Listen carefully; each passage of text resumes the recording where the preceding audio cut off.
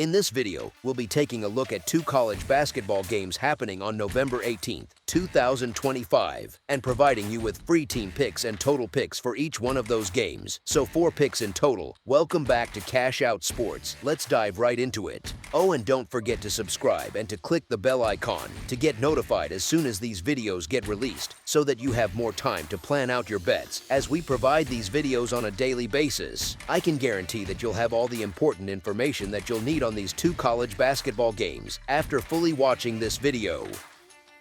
One more thing before we start: if you would like to gain access to our best exclusive sports picks to take your journey to the next level, then check out our Patreon in the link down below, where we offer our best single picks, parlay picks, and much more. Now let's get started.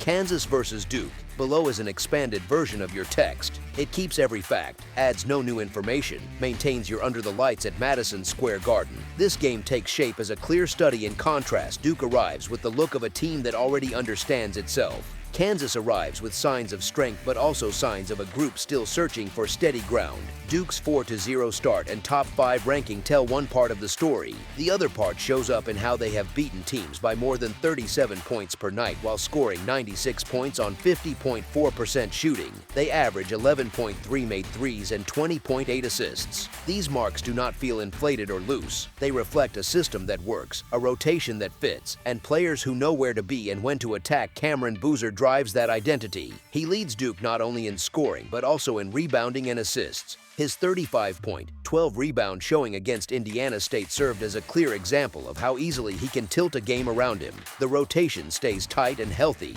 Isaiah Evans, Caleb Foster, Dame Sarr, Darren Harris, Nicholas Kemenia, Patrick Ngongba II, and Caden Boozer all play regular minutes. None carry injury designations. Only Sebastian Wilkins sits, but by plan through a redshirt season rather than any physical issue. Duke knows who it has, and nothing about their availability clouds the picture. Kansas enters at 3-1, and their record sits on steadier ground than their performance. They handled Green Bay, Texas A&M Corpus Christi, and Princeton with ease, yet they took a double-digit loss at North Carolina. Their numbers remain strong: 80.3 points per game on 50.7% shooting, 36.5% from 3, and defense that holds opponents to 60.3 points on 36.4% shooting.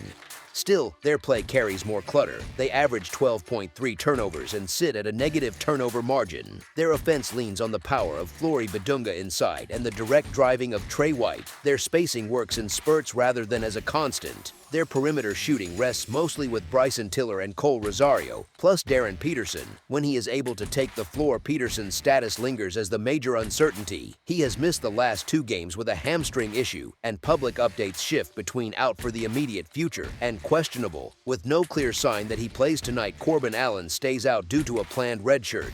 There is no mystery there. Strip away everything except what can be said with confidence, and the gap between the teams widens. Duke holds a full, healthy rotation aside from one preset redshirt. Their offense works with balance and depth. Their defense mirrors that strength. They hold opponents to 58.8 points on 32.3% shooting, while producing 9 steals and 6 blocks. They rank near the top of the Atlantic Coast Conference in steals and assists. Kansas remains a strong defensive team but plays a slower brand of basketball and may again miss its lead creator. On neutral ground in New York, the market already places Duke as a double-digit favorite, and analytic models place projections around scores like Duke 81, Kansas 74. The matchup trends toward Duke building separation through depth and ball pressure rather than facing a late coin flip. These expectations rely on probability, not certainty, but they align with the numbers and the available rosters. As our first pick for this matchup, the Duke Blue Devils to win and cover the spread as favorites is our full game side pick.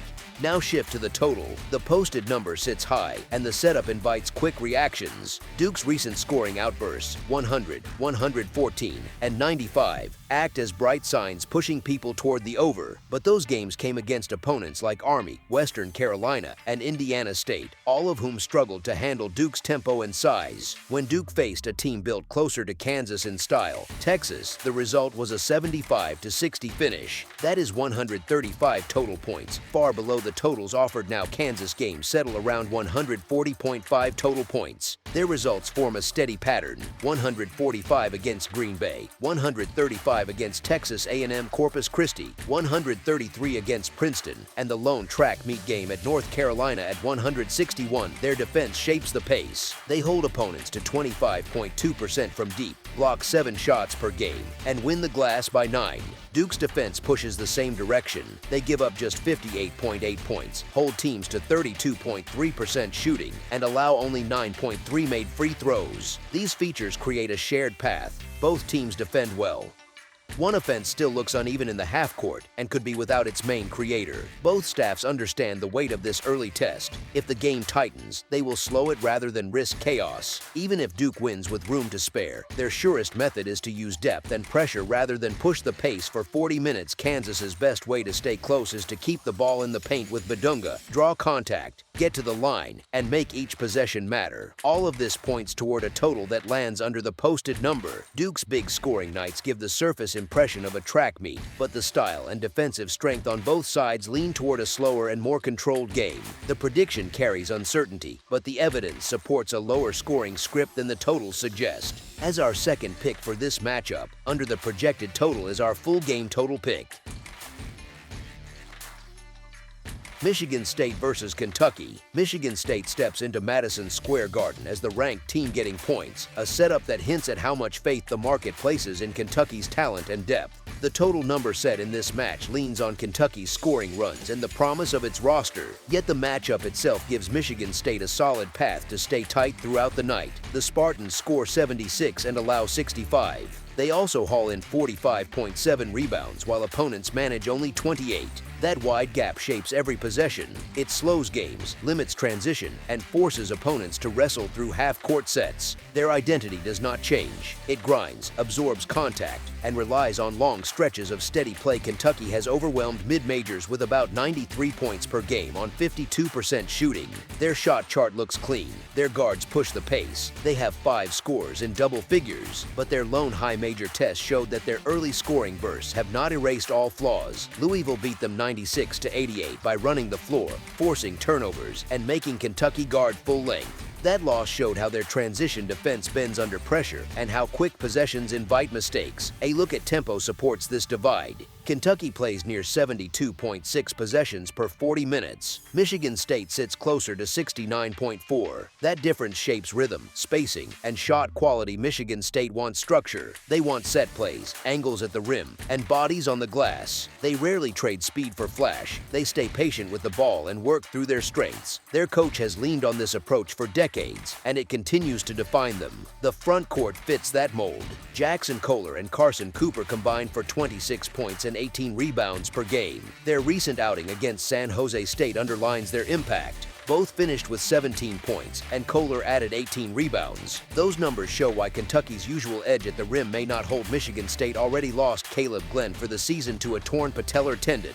yet the remaining rotation still wins rebounding battles and controls second chances. Jeremy Fears Jr. directs the offense with 11 points and over 9 assists per game. His job stays clear: protect the ball, set the pace, pull Kentucky into a game that echoes their 69-66 win over Arkansas, rather than the 96-88 run-and-gun loss Kentucky took in Louisville. A slower pace favors the Spartans. It reduces empty trips, increases the value of each rebound, and keeps the underdog inside reach. Kentucky's guards face uncertainty. Jalen Lowe sits on the injury report with a shoulder issue, and recent local updates cast doubt on his near-term outlook. If he logs limited minutes or cannot go, the team must lean on Denzel Aberdeen, Jasper Johnson, and Otega Owe to handle the ball. That shift adds pressure, tightens rotations, and tests decision-making in a game where pace matters. Michigan State's own issues remain real. Their three-point shooting sits at 21.7%. Their free throw mark holds at 67%. But in a half-court game with extended possessions, those weaknesses do not break the script. They stay true to what they do well. They run actions that create inside looks. They track offensive rebounds. They force long defensive stands. Games with that structure tend to end close. They rarely drift into blowouts. As our first pick for this matchup, the Michigan State Spartans to cover the spread as underdogs is our full game side pick.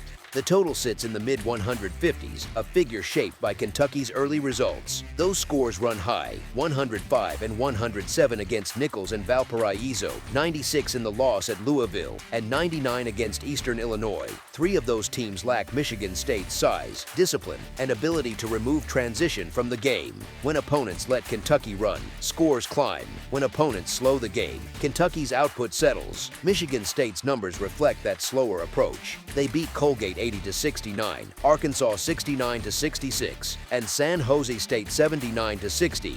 Each game stayed below 150. Opponents averaged 65 points on about 40.8% shooting. Those numbers show how rarely Michigan State lets games spin out of control. They keep bodies in front, they track shooters, they force teams into late clock decisions. Efficiency data points in the same direction. Kentucky projects as an elite offense and defense. Michigan State grades as a top-level defense built to slow games. The combination pushes scoring toward controlled possessions rather than fast breaks. Injuries tighten the picture even more. Glenn remains out for the season. Kentucky still lists Jaden Quaintance and Jalen Lowe with knee and shoulder issues. Any projection that assumes both rosters at full strength misses the current landscape. Michigan State's low three-point volume adds to this dynamic. They make fewer than 5 threes per game. They rely on the paint and the boards. That formula limits possessions and trims scoring swings. It pulls opponents into long stretches of half-court play. The only thing that could tilt this game toward the high side is a night filled with fouls, but that pattern has not defined their coach's approach on neutral floors. Kentucky has enough talent to reach the 70s, but if Michigan State wins pace, controls the glass, and forces long possessions, the game tilts downward. The most common script lands a step short of the posted number. Under the projected total is our full game total pick.